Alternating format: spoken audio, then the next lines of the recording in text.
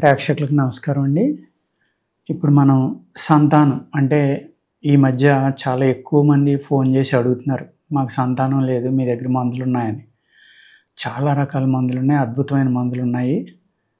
నిన్నే మాకు ఒక పేషెంటు సార్ 2 నెలల్లోనే నేను కన్సీవ్ అయ్యాను. చాలా హ్యాపీగా ఉందని ఆ అమ్మాయి ఫోన్ చేసి చెప్పడం కూడా జరిగింది. మీరు కొన్ని ఆహార నియమాలు పాటిస్తా మేమిచ్చిన మందులు కనుక తీసుకుంటే 3-6 నెలలు లేకపోతే సంవత్సరం లోపల 100కి 99 మందికి సంతానం కలగటానికి అవకాశం ఉందండి.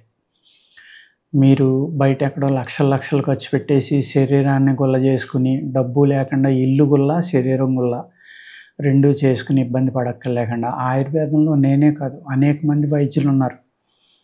ఈ సంతానలేమి అనే దానికి ఆయుర్వేదంలో కొన్ని వందల మంది మందులు ఇవ్వగలరు. నేను గొప్పవాడినని నేనే ఇస్తాను, నేను ఇస్తేనే సంతానం కలుగుతుందని నేను చెప్పట్లేదు. ఏదైతే శాస్త్రంలో అద్భుతంగా రాశారో ఆ అద్భుతాలు మేము మందులుగా తయారు చేసి ఇవ్వటం జరుగుతుంది. వాటి వల్ల మీకు సంతానం కలుగుతారు. సంతానం కలిగిన తర్వాత చాలామందికి ఇబ్బందులు వస్తాయండి. ఏమి ఇబ్బందులు అంటే, సార్ మాకు పాలు లేవు అంటారు. లేకపోతే కొంతమందికి మాకు మెన్స్ట్రువల్ సైకిల్ సరిగ్గా రావట్లేదండి అంటారు. కొంతమంది ఏంటంటే అసలు మెన్స్ట్రువల్ సైకిల్ వచ్చినా గర్భం రావట్లేదండి అంటారు. లేక గర్భం వచ్చిన తర్వాత మాకు వికారం, వాంతులు ఇవన్నీ చాలా ఇబ్బందిగా ఉందండి, ఇబ్బంది పడుతున్నాం అంటారు. ఈ అన్నిటికి ఒక్కొక్క దానికి ఒక్కొక్క పరిష్కారం చెప్తానండి. మెన్స్ట్రువల్ సైకిల్ పెర్ఫెక్ట్గా వచ్చిందనుకోండి, వచ్చినప్పుడు ఏమవుతుందంటే సంతానం కలగటానికి అవకాశాలు అనేవి పెరుగుతాయండి. ఈ మెన్స్ట్రువల్ సైకిల్ రావడానికి కొంతమందికి హిమోగ్లోబిన్ తక్కువ ఉండటం వల్ల రాకపోవచ్చు. వాళ్ళు ఏం చేయాలంటే, మనకి ఐరన్ ఎక్కువగా ఉన్నాయి ఉసిరికాయలు, గుంటకలగర పప్పులో వేసి వండుకోవటం వారానికి 2-3 సార్లు. అదేవిధంగా ఉసిరికాయ, పెద్ద ఉసిరి ఉంటుంది కదండి, రాసి ఉసిరి అంటాం. అది దాని యొక్క చూర్ణం రోజు, అది మన లోహభస్మం అని దొరుకుతుందండి బయట కిరాణా షాపుల్లో, అదే మన ఆయుర్వేదం షాపుల్లో. 3 వంతులు ఉసిరిపొడం, 1 వంతు లోహభస్మం, ఈ 2 కలిపి బాగా మెత్తగా చూర్ణం చేసుకుని రోజు ఒక పావు తులం కానీ అరతులం కానీ తేనెలో కలుపుకుని నాకుతూ ఉంటే ఉదయం సాయంత్రం మీకు రక్త వృద్ధి అవుతుంది. ఈ హిమోగ్లోబిన్ అనేది ఎప్పుడైతే పెరిగిందో, మీకు రక్తం పెరిగిందో మెన్స్ట్రువల్ సైకిల్ బాగానే వస్తుంది. అప్పుడు కూడా రాలేదనుకోండి, వెదురు చెట్టు ఆకులు, వెదురు ఆకులు ఉంటాయి కదండి, బ్యాంబూ అంటాం కదా, దాని ఆకులు కషాయం తాగితే రోజు పరగడుపున మీకు మెన్స్ట్రువల్ సైకిల్ రావడానికి అవకాశం ఉందండి. అదేవిధంగా నువ్వులు, నల్ల నువ్వులు ఉంటాయి కదండి, అవి కచ్చపచ్చగా కొట్టుకుని వాటి కషాయం అంటే ఒక 20 గ్రాములు ఒక 100 ml వాటర్లో వేసుకుని అది ఒక 30-40 ml అయ్యే వరకు సన్నటి సెగ మీద మరగబెట్టి గుడ్డలో వేసి వడపోసుకుని అది తాగండి గోరువెచ్చగా, ఎర్లీ మార్నింగ్ ఈవినింగ్ కూడా. మెన్స్ట్రువల్ సైకిల్ వచ్చాక మట్టుకి ఇవి తాగొద్దండి. ఆ డేట్కి ముందర ఒక 3-4 రోజులు ఇవి తాగుతూ ఉంటే, అలాగే 3-4 నెలలు కనుక మీరు చేశారనుకోండి, మీకు ఇంక రెగ్యులర్గా మెన్స్ట్రువల్ సైకిల్ అనేది వచ్చేస్తుందండి. అది కూడా రాకపోతే మా దగ్గరికి రండి, మెడిసిన్స్ ఉంటాయి, ఇస్తాం, వస్తుంది. అదేవిధంగా ఈ మెన్స్ట్రువల్ సైకిల్ పర్ఫెక్ట్గా వస్తుంది, ఓకే. నెక్స్ట్ స్టెప్ ఏంటంటే గర్భం దాల్చడం. అంటే మీరు ఈ గర్భం దాల్చడానికి ఏం చేస్తారంటే, అశ్వగంధ, చాలామందికి తెలిసి మూలిక గురించి, అందరికీ ఆల్మోస్ట్ ఆయుర్వేదం గురించి ఏమాత్రం తెలిసినా అశ్వగంధ గురించి తెలుస్తుంది. ఈ అశ్వగంధ తెచ్చుకుని సాధ్యమైతే శుద్ధి చేసుకోండి, లేకపోయినా పర్వాలేదు.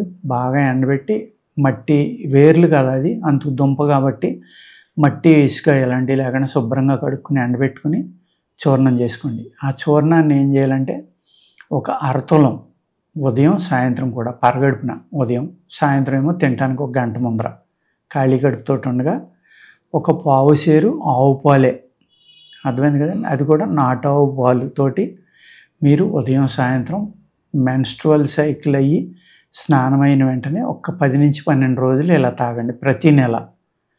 తాగితే మీకు తప్పనిసరిగా కన్సీవ్ అవడానికి, మీరు గర్భం దాల్చి సంతానం కలగటానికి ఒక చక్కని చిట్కా అండి ఇది. వెరీ సింపుల్, మీకు ప్రాబ్లం తగ్గిపోతుంది. ఓకేనండి. ఫస్ట్ స్టెప్ అయింది, సెకండ్ స్టెప్ అయింది. ఫస్ట్ మెన్స్ట్రువల్ సైకిల్ రావడం అనేది మోస్ట్ ఇంపార్టెంట్. సెకండ్ గర్భం దాల్చడానికి కావాల్సింది. థర్డ్ గర్భం దాల్చారు. దాల్చిన తర్వాత మీకు వికారం అయ్యి వాంతులు చాలా ఎక్కువగా అవుతున్నాయండి, మాకు ఇబ్బందిగా ఉంటుందంటారు కదా. వాళ్ళు ఏం చేస్తారంటే ఆ వాంతులు వికారం కూడా తగ్గటానికి ప్లస్ బలంగా ఉండటానికి గర్భిణీ శిశువు ఎవరైతే ఉన్నారో కడుపులో ఉన్న శిశువు బలంగా పెరగాలి, మీరు ఆరోగ్యంగా ఉండాలి. ఈ రెండు కలగాలంటే ఏం చేయాలంటే ఉసిరికాయ తీసుకోండి, రాసి ఉసిరికాయ. మళ్ళీ ఆ ఉసిరికాయని ఏం చేస్తారు, చుట్టూరు తొన్నల కింద ఉంటుంది కదా, కట్ చేయండి దాన్ని చాకుతోటి. కట్ చేసిన తర్వాత మంచి తేనె, ఒరిజినల్ తేనె ఎక్కడుందో చూసుకోండి. 1 గంట ఎండలో పెట్టిన తర్వాత ఆ తేనెలో వేయండి. వేస్తే ఆ వాటర్ అనేది కొంచెం తగ్గటం వల్ల, మీరు కట్ చేసాక ఎండలో పెడతారు కదా, ముందర కాదు, కట్ చేసిన తర్వాతే ఎండలో పెట్టాలి. ఆ వాటర్ క్వాంటిటీ అనేది తగ్గుతుంది. దాంట్లో తగ్గినప్పుడు ఏమవుతుందంటే మీరు తేనెలో నానబెట్టినప్పుడు అవి బోజు కానీ పాడకుండా ఉంటుందన్నమాట. ఫంగస్ కానీ ఇవన్నీ పట్టకుండా ఉంటాయి. దానిని మీరు నానబెట్టుకుని డైలీ 1 ఉసిరికాయ అయినా తినాలి గర్భిణీ స్త్రీ. అలాగ 2వ నెలలో మొదలుపెట్టి కనుక పురుడు వచ్చేదాకా తింటే మంచి బలమైన సరిపడి వెయిట్ ఉన్న శిశువుకి ఆ తల్లి జన్మనిస్తుంది. ఆ తల్లి కూడా బలంగా ఉంటుంది. నీరసం కానీ లేకపోతే వికారం కానీ వాంతులు కానీ ఇవన్నీ తగ్గి చాలా బాగా పనిచేస్తుంది అనమాట. అందరూ తినలేరు, తినగలిగిన వాళ్ళు మ్యాక్సిమం ట్రై చేయండి. దానివల్ల మీకు చక్కని సంతానం కలుగుతుంది. నెక్స్ట్ తర్వాత బిడ్డ పుట్టిన తర్వాత చాలామంది ఈ మధ్యన కంప్లైంట్లు ఏంటంటే పాలు ఉండట్లేదు, పిల్లలకి సరిపడి పాలు పట్టలేదు, బ్రెస్ట్ ఫీడింగ్ సరిపోవట్లేదు అని కంప్లైంట్స్. దానికి అనేక రకాల ప్రొడక్ట్స్ మళ్ళీ మార్కెట్లో. అలా కాకుండా మీరు ఒక 2 చిట్కాలు చెప్తాను, ఇందులో చాలా బాగా పనిచేస్తాయి, మీరు చూసుకోండి. అతి మధురం బయట దొరుకుతుంది, ఆయుర్వేద షాపుల్లో దొరుకుతుందండి, దాన్నే ఎస్టి మధు అంటారు.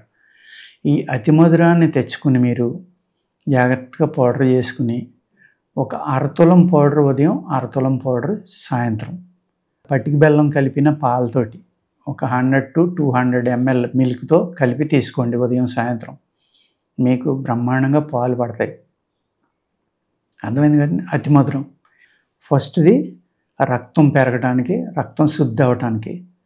రెండోది మీరు మెన్స్ట్రువల్ సైకిల్ రావడం. మూడోది గర్భం దాల్చడం. నాలుగోది గర్భం దాల్చిన తర్వాత శిశువు తల్లి ఆరోగ్యంగా బలంగా ఉండటానికి, మంచి శిశువుకి జన్మనివ్వటం కోసం టానిక్. అద్భుతమైన టానిక్ అది తల్లులకి. ఏది? ఉసిరికాయ అనేది. అర్థమైంది కదండి. 5 ఈ పాలు ఏదైతే సరిపోలేదో వాళ్ళకి, 4వది పాలు కలగటానికి, వికారం తగ్గడానికి ఒక స్టెప్ అయితే పాలు వృద్ధి అవటానికి. ఈ 5 రకాలు అయినా మీరు జాగ్రత్తగా వాడుకుంటే మీకు చాలా చక్కని సంతానం కలిగి మీకు ఆరోగ్యకరమైన పిల్లలు పుట్టడానికి, అంటే పిల్లలు పుట్టని వాళ్ళకి పిల్లలు పుడతారు, తల్లి బలంగా ఉండటం వల్ల మంచి సత్సంతానం కలుగుతుంది. పుట్టిన తర్వాత మళ్ళీ పాలు సరిపోలేదంటే అతి మధురం చెప్పాను. ఇంకొకటి పాలు కోసం చెప్తున్నానండి. మీరు గోధుమలు ఉంటాయి కదా, ఎర్ర గోధుమలు తీసుకోండి, వాటితోటి పూరీ చేసుకోండి. ఆ పూరీ వేపించడం నెయ్యిలో వేపించాలండి. అర్థమైందా? నూనెలో కాదు, నెయ్యిలో వేపించి అది పంచదార పానకంలో వేయాలి. ఒక మంచి స్వీట్ అన్నమాట. అది తీసి మళ్ళీ పాలల్లో ముంచుకొని తినాలి. అర్థమైందండి. మీకు కావాల్సినన్ని పాలు ఏర్పడతాయి. తల్లి మంచి బ్రెస్ట్ ఫీడింగ్ సరిపోయిన వాళ్ళకి చాలా చక్కని చిట్కా అన్నమాట ఇది. ఏం చేయాలి? మీరు ఎర్ర గోధుమలు తీసుకుని శుభ్రంగా కడుక్కుని దాని మీద కెమికల్స్ కానీ ఏమీ లేకుండా, ఎందుకంటే గోధుమలు కానీ బియ్యం కానీ నిల్వ ఉంచడానికి ఏదో ఒకటి కలుపుతారు కదా పురుగులు లేకుండా. అటువంటి కలిపింది ఒకవేళ తెచ్చుకుంటే సైడ్ ఎఫెక్ట్ లేకుండా ముందరే చెప్తున్నా, ఆ గోధుమలు తడిగొడితో తొడవటం కానీ కడిగేసి ఆరబెట్టుకోవడం కానీ చేయండి. వాటిని సన్నని చూర్ణం చేసుకోండి.